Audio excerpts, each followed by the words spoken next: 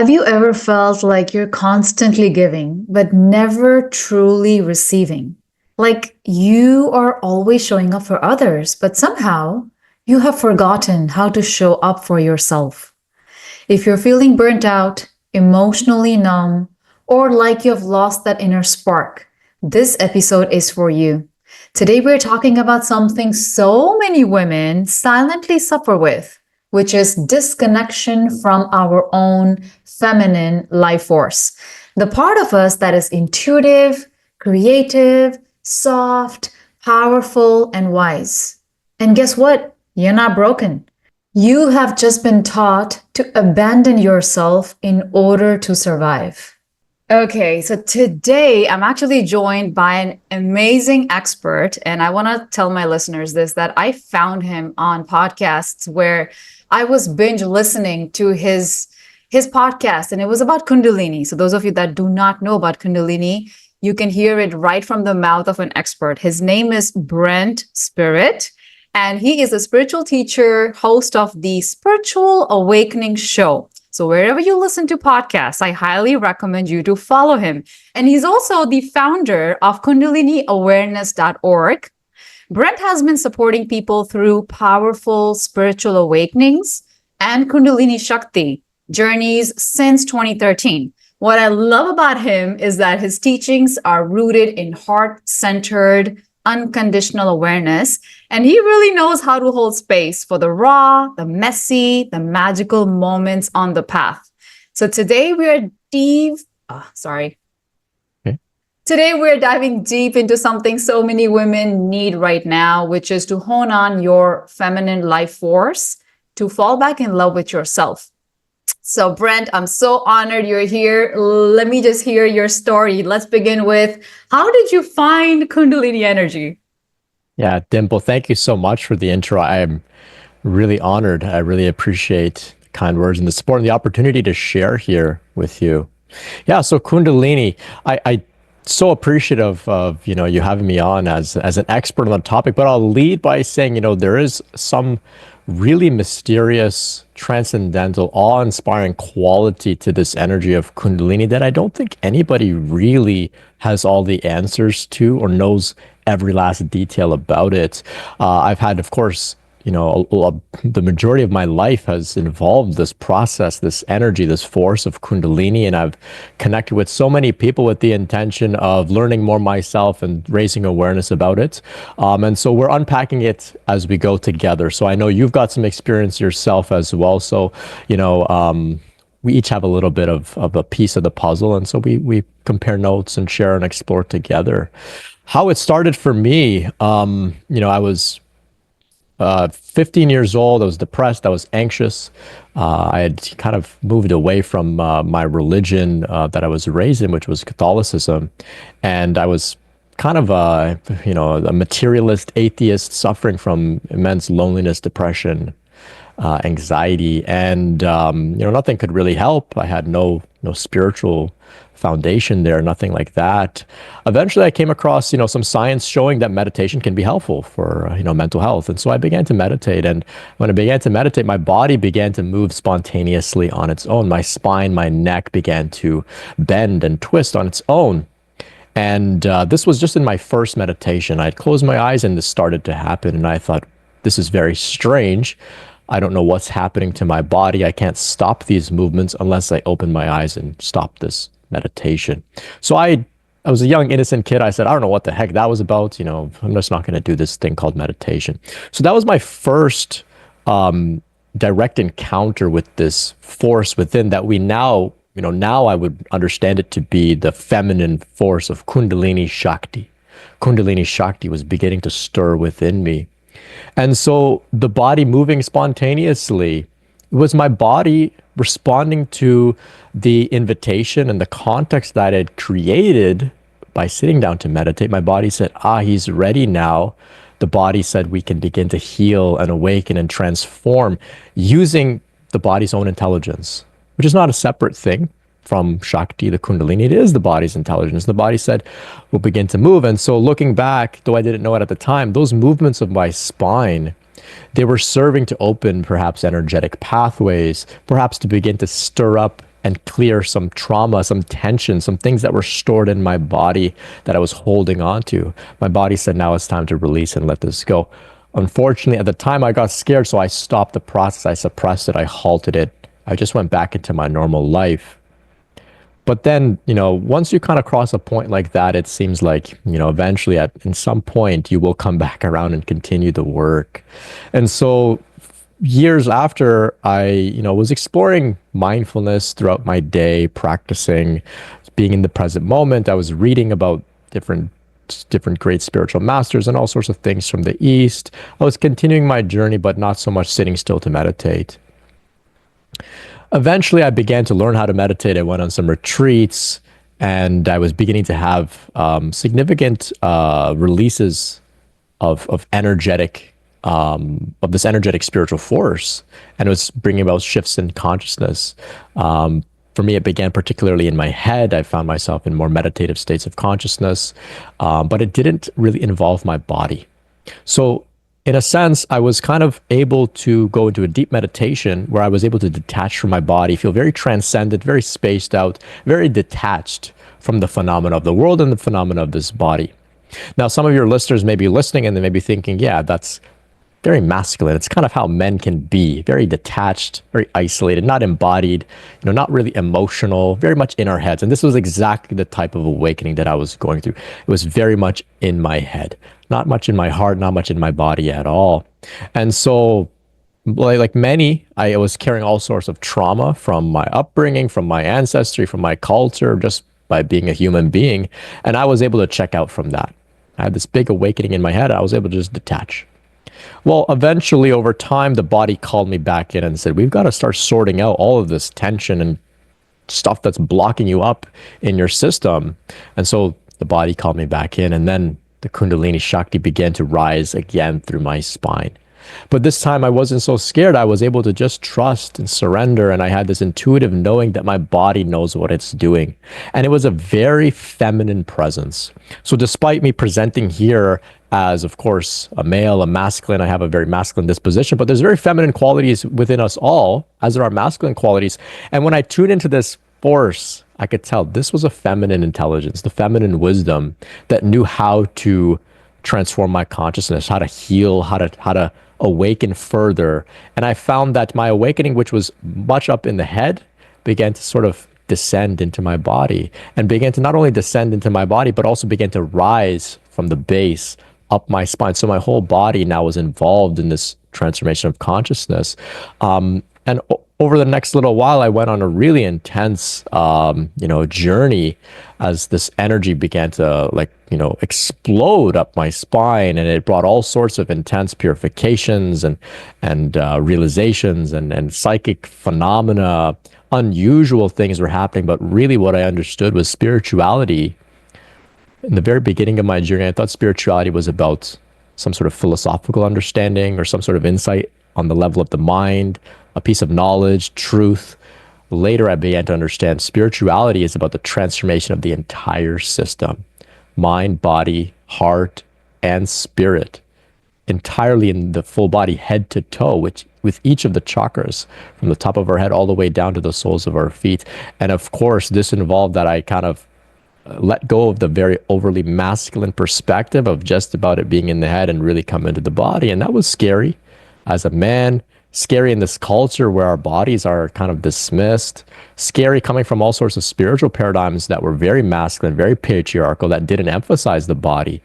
And so it was a whole new learning experience for me. But fortunately, I had this feminine intelligence, this wisdom, this divine mother, Shakti. That's how I like to relate with it within me, guiding me along the way like her child. So I'll pause there and see if that brings up any comments from you, and maybe you can relate.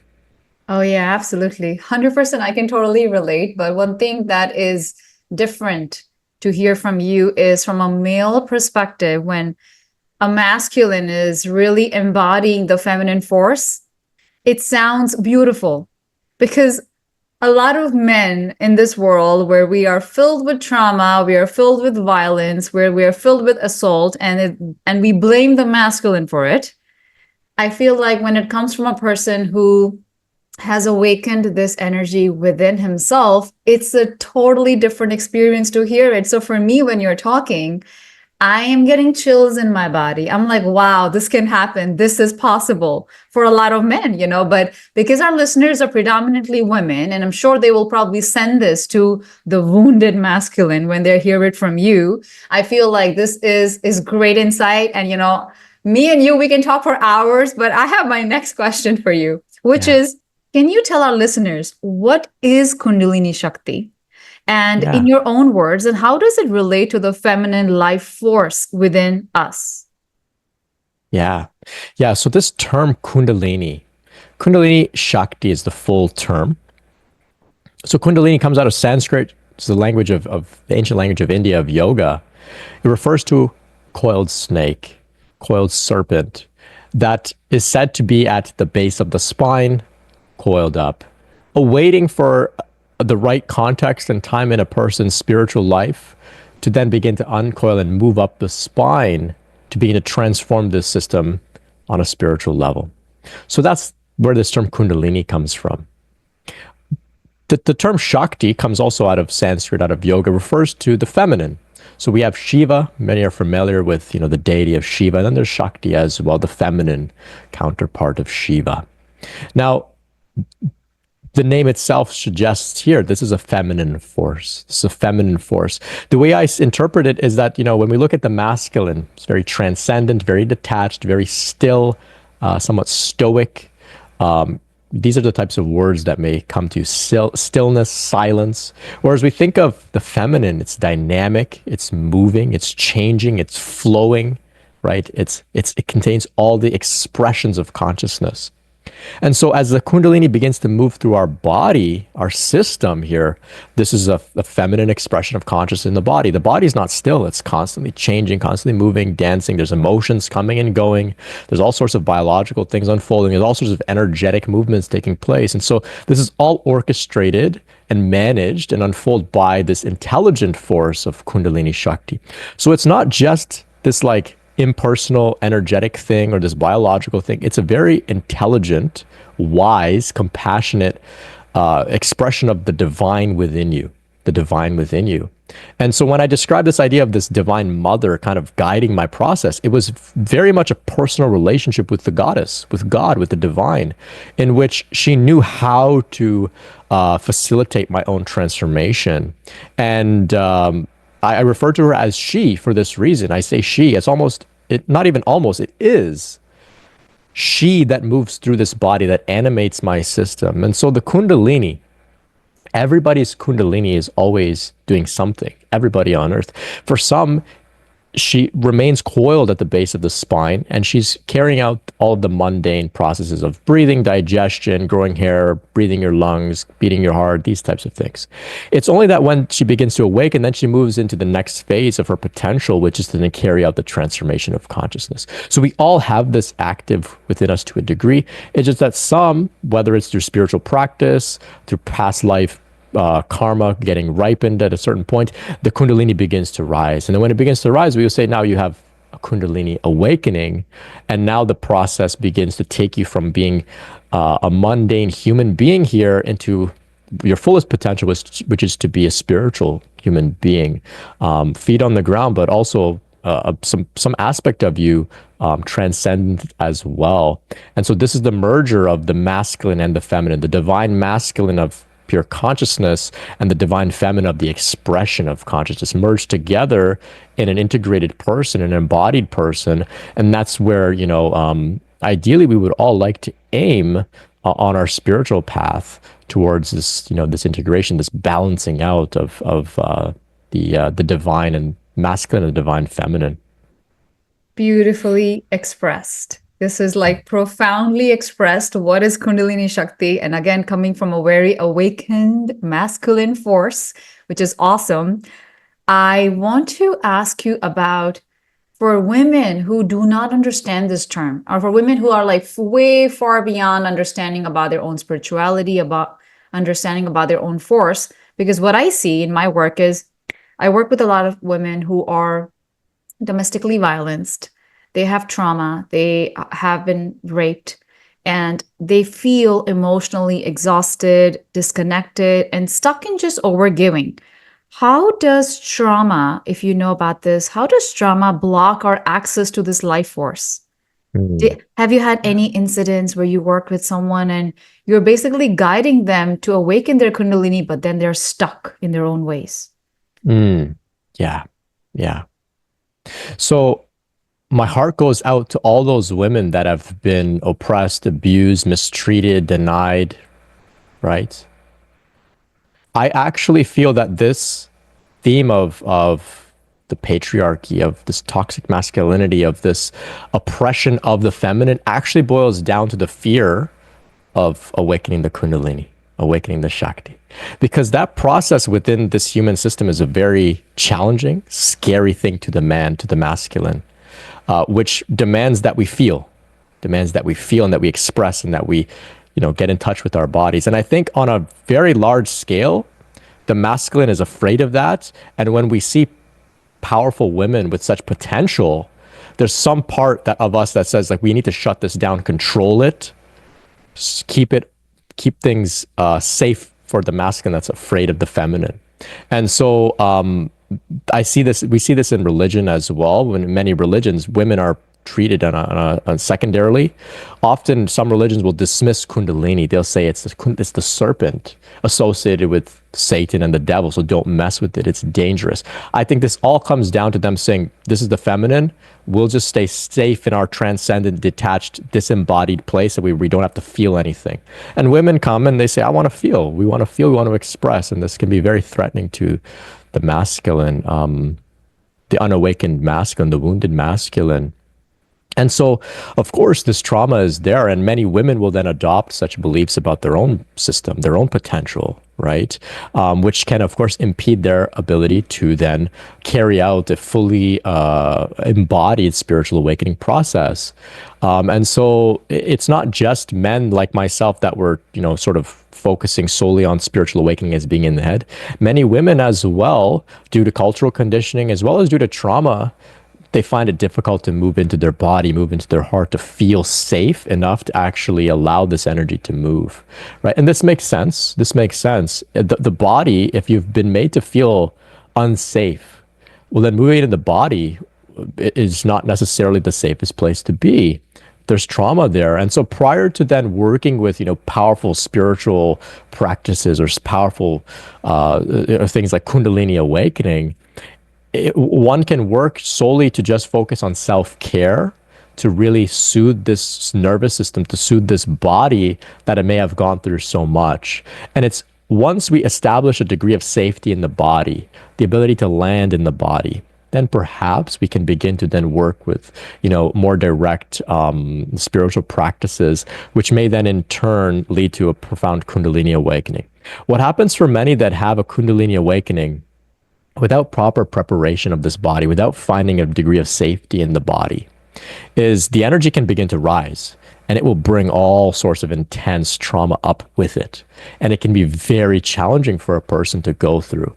It's a healing process, ultimately. That's not a mistake. It's just a very, very challenging way of going about it. So we can prepare for the awakening, and it will be a little easier. We prepare by, like I said, through self-care, through taking care of our body, through finding safety, whether that's through therapy, through coaching, through proper nutrition, lifestyle changes, prayer, meditation, time in nature, connecting with a meaningful community, all of those things. If we really establish a strong foundation, then we begin to engage in more specific spiritual practices, which can lead to a profound Kundalini awakening. It can be a lot easier. The other way is, you awaken the Kundalini and you deal with things afterwards. So this is kind of what happened to me. I didn't know what I was doing. I had no guidance. It just started to rise, and I had to kind of figure it out as I went. And so that's why I actually don't tell people how to awaken their Kundalini. I don't offer any transmissions at this time to directly awaken a person's Kundalini. I see so many people that are having these experiences happening to them inadvertently. They're going to a yoga class, they're doing breath work, psychedelics, meditation like me, and it's just happening. And so I don't think that anybody should really push, prod, or chase after this experience. Instead, just focus on taking care of your body. We've all been through so many intense things, and especially if you've been through a lot of trauma, really this body just needs a chance to rest, land, feel safe, and then the spiritual development can continue on top of that. Exactly. So the women definitely have to like basically calm down their nervous systems and then calm down the trauma which is coming up for them. And then hopefully if they do the right steps, they can channelize their feminine force. So have you seen any signs in women when their feminine energy is suppressed or abandoned? Do Yeah, you? well, Mhm. yeah, it leads to a degree of disembodiment, um, overly rational, logical ways of moving through the world, which may not feel in alignment with one's natural disposition in their nervous system, right? So our culture is a very masculine culture, right? Where you know, if people were to engage in more feminine means of moving through the world and expressing and feeling, it's almost like, well, this doesn't really serve, you know, the corporate capitalistic world, and so people have adopted this idea, right? And so it shows up in all sorts of different ways, where a person may just, and this goes for men as well, where we're just not in touch with the feminine, not in touch with feeling, not in touch with expression. And it can lead to all sorts of mental health challenges, can lead us to feel cut off spiritually, can lead us to not feel in touch with our body. It can lead to relationship challenges as well, where the energetic dynamics in our relationship may be off, because our energy isn't flowing in the way that it could be. And so it shows up in so many different ways. Yeah. So, what about overthinking? Because I have some of my clients, and even though it's hard for me to even tell them about Kundalini Shakti because we're not there yet, we still have to work on resetting. Have you seen women that constantly are overthinking, and because they are in this masculine world, they think they need to operate with a to-do list 24/7 and then Mm. overgive themselves, and then they end up burning out. So, what about overthinking? I would love to Yeah. know your thoughts Yeah. about that. Yeah. Overthinking. I think on the other side of overthinking is underfeeling, right? Mm. So there's great wisdom in this body. There's so much data that the body is communicating with us through feeling, not through verbal thought, but through somatic experiencing in the body, feeling, right? The body will communicate. And so we may have been told, you know, the body doesn't have wisdom. There's no information there through our culture, through our upbringing. Nobody informed us that we could feel our way a little bit more through life. And so we try to solve things in the mind. That's overthinking. And so getting in touch with the wisdom of the body, just listening to it. And sometimes it's nothing super profound per se, but it can be just, you know, my body is asking for a bit of a rest. My body's saying, leave this place that I'm at, or this relationship, or don't talk to this person. And we may overthink, you know, am I sabotaging my dating life by walking away? You know, is this the only person for me, or is this the only job for me? And when really your body is screaming at you, saying, "Hey, this isn't the right place to be. Something here isn't right for you." Right? And so, if we overthink these things, then we'll spiral, and it can take a lot of time. We'll be challenged. But if we feel, the body has things to say as well, and the Kundalini awakening process involves that we get in touch with what this body's communicating to us. And at times, people will get very clear communications from the body through feeling. Sometimes different psychic abilities come online, you know, claircognizance, clairsentience, clairaudience. They will hear their body communicating through words at times. But generally speaking, overthinking means underfeeling. So if we begin to feel, we can kind of move out of the head more into the body and move through the world in a little bit of a different way, which is much more fluid, less structured. But I think it's much more exciting as well.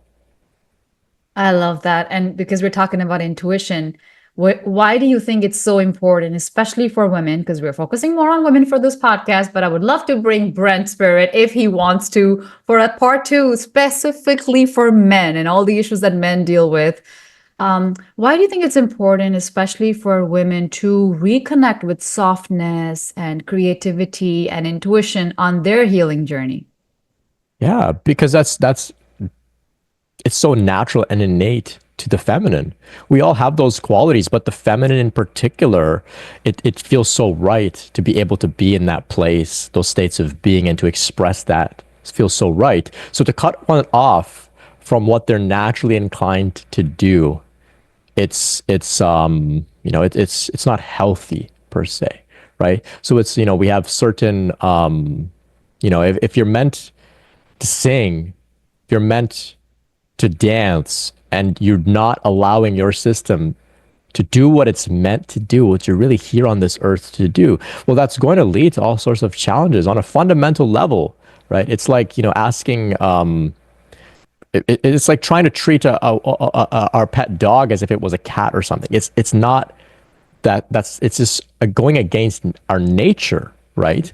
And so, to those that are really cut off from the feminine expression, the feminine flow of energy and emotion within the body, it can be such an exciting journey, not only with the aim of just going 0 to 100 and finding our divine feminine and embodying it, but actually the journey of rediscovery as well can have so much joy in it too, and it doesn't need to be rushed. It can be explored, and I think that's what's really exciting about the work, which is like this journey itself is so rewarding, right? Every day there's something new to find out about our body, ourself, our gifts, new ways to give those gifts. So it's a very, very exciting journey.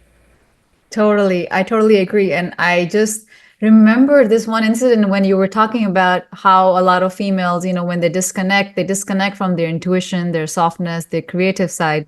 So for me as a teenager, I was always told that you're so angry and you talk like a boy. Mm. And now I realize, yeah, because I was overworking all my life. I was literally a teenager, but I would work like 7 days a week. And I worked for 10 years constantly until Shakti came in through me and said, stop working. You need to practice yoga. You have to practice yoga. And that's when I moved from the masculine into the feminine side. And I realized, oh, I have parts of me that are softer. I have parts of me that are creative.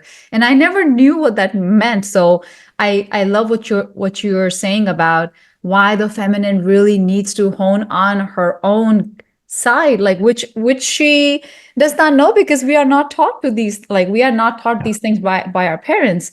So what about how can not emotional, but how can spiritual awakening, so spiritual awakening or Kundalini activation, actually support emotional healing from trauma? And some of our listeners will not know what Kundalini activation means. So if you can maybe give us a one-on-one on that, that'll be great. How can it really support emotional healing and trauma for women? Yeah. And so the awakening of Kundalini, the rising or the moving of this energy through our system in a new way, as we described a little bit earlier, this force begins to transform our system from the inside. And so we may be carrying things like such as trauma. And so maybe some are familiar with this, there's a great book, The Body Keeps the Score. Right. Another way of putting it from a yogic perspective, the chakras keep the score. The chakras store karma, right? Or, what we could call this thing of trauma. I like to we could just refer to it as just junk, just Yeah, to span exactly. all the paradigms. So our system's carrying this junk. And so as this energy begins to move through it, it can begin to stir it up.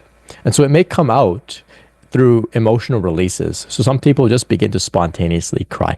They audit their life that day, nothing really triggered it. But from within, there's just grief coming out and being released. They may get angry. They may feel different tensions and things in their body. The muscles begin to maybe spasm spontaneously as this tension that's been carried there for so long is now beginning to be released. Sometimes people will begin to spontaneously vocalize, right? Spontaneous movements, flailing of the arms, bending of the neck, the back, the inclination to move into different yoga poses spontaneously, stretching in particular ways, to stretch, to open up this body, the muscles, the nervous system, the chakras, the energy pathways, to allow whatever's been stored there, the junk, to allow that to be released and clear so that the full energy can flow across our system. So that's why sometimes people will have a very challenging Kundalini awakening process, because when the energy begins to awaken, it begins to bring all of this stuff up. So that's why I was sharing earlier that's best, ideally, to prepare oneself beforehand so that it's not all coming up at once. But, depending on how our awakening goes, it can be very challenging. And so this is how people can heal. And so what happens is, for example, like we were using this example of grief, of crying, for example. So we may be carrying a lot of grief in our heart. Maybe, growing up, we lost a pet, a partner, someone in our someone left, and there wasn't a proper space to feel all of those feelings, the anger, the sadness, the longing, the confusion. Maybe we were told you don't have a right to feel that way. Maybe nobody came and told us about grief, and we were just told, move on. Maybe we then sought some way out, a coping mechanism to distract. So those feelings were still there. We never cried, right? Maybe you were told, don't cry. How you're not allowed to cry, right? And so those feelings are still stored there. The tears are still kind of stored there in our body, in our heart. So now Kundalini begins to awaken. The Shakti begins to move through our system, and it starts to stir that stuff up from long ago. And now we have to feel it. So now we maybe start crying, we get angry, maybe memories begin to arise, feelings begin to arise. If we're able to sit with those feelings without pushing them away, without suppressing them, denying them, or treating ourselves maybe perhaps like we were before by saying you're not allowed to cry, you don't deserve to cry, be strong, don't be brave, blah, blah, blah. But instead we hold ourselves and say, it's okay that I feel this. It's okay. I'll feel it. On the other side of that emotional release, that is the healed state where we feel lighter. Our heart feels more open. We're not carrying that weight anymore. And quite literally in our body, we don't feel the same. We feel safer in our body. We have more access to our gifts. We're more compassionate, loving, caring. We're less maybe rigid, maybe less, I was very bitter, carrying grief, so maybe less bitter. All of this is how we actually heal. We have to feel the things. And so the Kundalini will facilitate us, facilitate our healing process to bringing things up for us to feel. And so this once again goes back to the full honoring of the feminine expression of this human system, which is through feeling, through emotion, through movements in the body, sensations, etc. Really allowing it all to be there. On the other side, there's peace, there's joy, there's bliss. And I would add to that you can also call that as a dark night of the soul, right? When we're really going through these challenging times and everything is happening all at once and our brain is getting fried and we just don't understand what's going on. And maybe that's just the way the Kundalini wants to awaken, but it's doing its thing. It's removing the junk out of you. Yeah. Yeah. Well said. Awesome. I want to kind of move our conversation to a topic that is trending on Instagram and social media. And I want to relate it from your perspective. So in your experience, what's the connection between the Shakti process, so the Kundalini awakening process, we're talking about feminine force rising, and rebuilding self-love? So for me, self-love was, and continues to be the cornerstone of my practice. As we were describing just earlier about giving ourselves the space to feel, for example, grief, to cry, right? During times growing up where we were dismissed and told we're not allowed to cry, don't cry, blah, blah, blah, that's the opposite of self-love. That's the opposite of, we're being rejected for our experience. So self-love to me is giving ourselves full permission to think, feel, or experience anything that may arise within the system, head to toe, body, mind, spirit.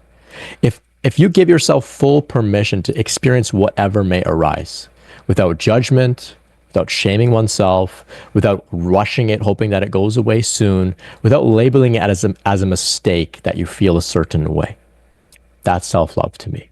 I like to distinguish it a little bit from self-care. Self-care, it's absolutely necessary. And that could be a facet of self-love where we take care of our body, go for a massage, get a latte, whatever. But love means whatever arises in my system is not separate from the oneness of existence. Whether it's a shameful thought, a shameful, uncomfortable emotion, it's anger, it's rage, it's jealousy, it's grief, it's fear, it's insecurity. All of that is part of the oneness of existence. All of that is part of the spectrum of light. Because all there is here is light, including those uncomfortable emotions. And so by allowing yourself to feel that, you're saying, no matter what, I love you unconditionally. You can cry, you can rage, you can scream. It's okay. You're loved, which is how ideally we should have been treated as children, where should have been held and said, you're a child. It's okay. You're having a human experience. Maybe your emotions are a little over the top. It's okay. You're allowed to have that. Nobody's getting harmed by you just crying or feeling this way, so you're allowed to. Unfortunately, our culture didn't do that. Most of our parents didn't do that for us. So now we have to essentially reparent ourselves with this full unconditional permission to be human. And so to me, that's what self-love is. And so as I was going through this process of all sorts of crazy, uncomfortable emotions coming up, memories coming up, I could have said, Brent, you don't have a right to feel that way. You don't have a right to feel this way. Or I could have shamed myself. You're a man. You don't cry. You don't grieve. You don't feel pain. You don't have a right to be angry, blah, blah, blah. Instead, I said, no, I'm human.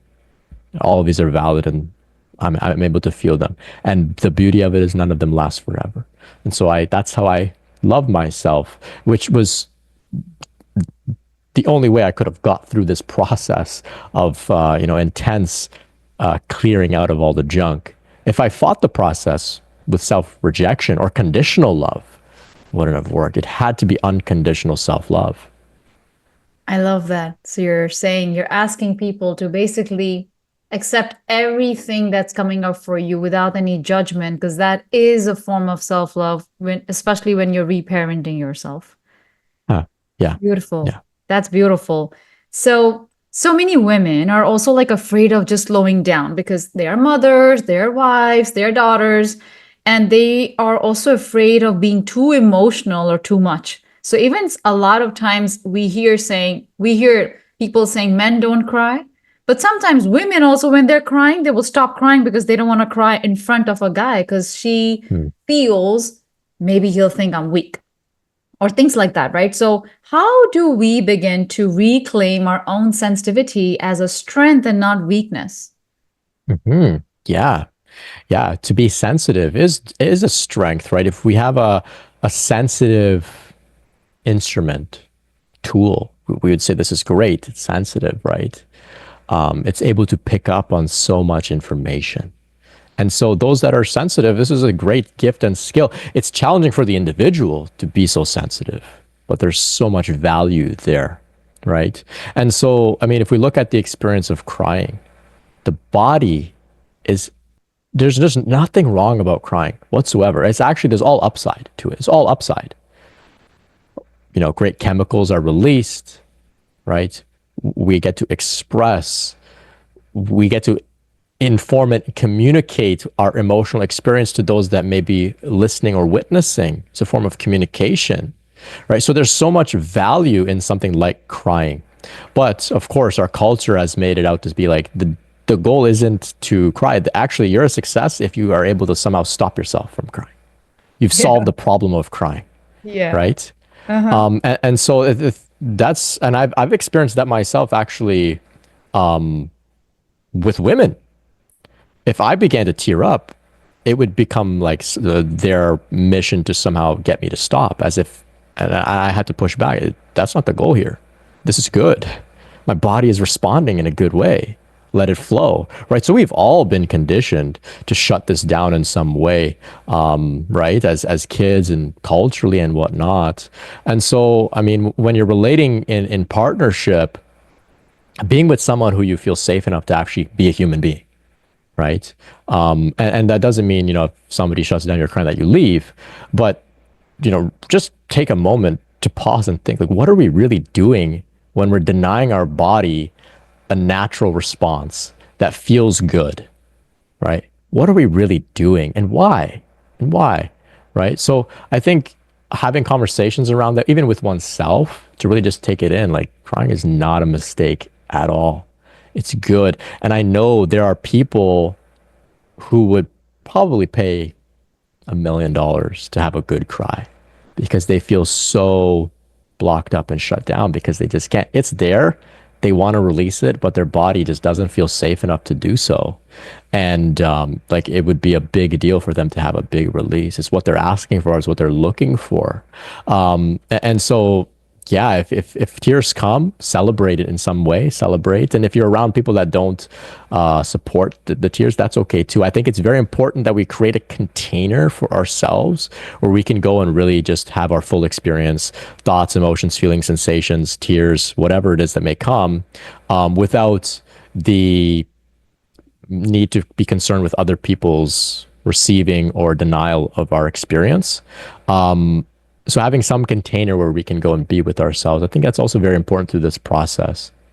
That's beautiful. That's beautiful. I'm sure women will listen to that and really know that it's okay for us to even cry. Because even though we are told again and again that, you know, if you're too much and you're acting out, and I feel like women need to understand that it's a part of them, it's a part of being human, and we are still awakening. You know, we are, some of us are still awakening and we are on the process. So for someone that actually feels, who's listening, who feels numb or overwhelmed or unsure of how to even begin, what are some gentle ways to reconnect with their feminine life force?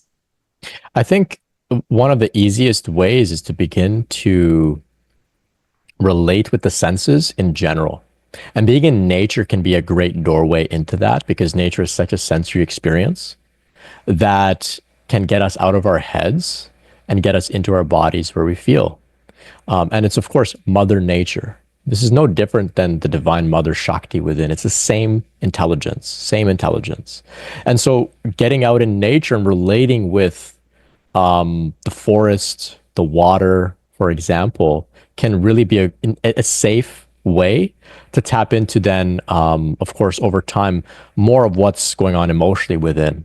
Emotionally within. So, like for example, involving the senses in our time in nature. So maybe walking barefoot, hugging trees, looking at nature and really appreciating the beauty of it with our eyes through the senses, like really taking it in, taking in the smells. This can help and can be a very safe and easy way into then, like I said, finding out that whatever's going on in nature is no different than what's going on in our own body. So why don't we look there now? What emotions are here? What feelings are here? So that can be an easy way, a safe way to bring us out of numbness. Though, of course, this is, something that takes time. It's a journey for sure. Thank you. I have a last question for you, Sure. Brent. So far, you have been wonderful. This question is a little fun question, but what's one truth you wish every woman could know about herself?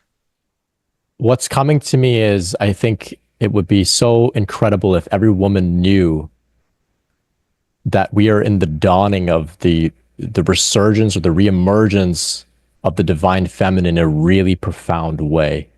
And they are here at just such an exciting time. And I've been watching this take place within my own system, within my community, within the culture as well. And so, though times may be dark, it may be challenging, you can know that there is a revival of the divine feminine in a very powerful way. And I think there's a lot of very interesting things on the horizon over the next few years, decades even. But this whole idea of the patriarchy and the masculinity and these types of things, and I think that the pendulum has significantly swung and will continue to swing, where we're going to see much more people getting in touch with their body, with healing, getting in touch with the planet, getting in touch with the rhythms of nature as well as the feminine is, as women are in ways that men aren't necessarily. And I think that there's like just so much opportunity here. And so I hope that can be a message of hope to the women out there on the path. Yeah. Women, we are rising. You just have to start feeling the power within. This was great, Brent. I loved having our conversation. Can you please tell us where can our listeners connect with you and learn more about your offerings?